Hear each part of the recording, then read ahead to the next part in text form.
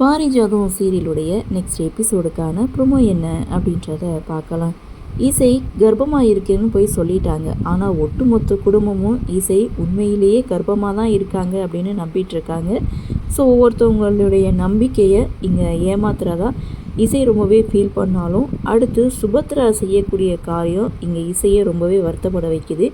அப்படி என்ன நடந்தது அப்படின்னு பார்த்தீங்கன்னா, கோவிலுக்கு வந்தவங்களுக்கு அன்னதானம் பரிமாறி அவங்க சாப்பிட்டுட்டு வச்சுட்டு போன இலையை சுபத்ரா கையால் எடுத்துட்ருக்காங்க.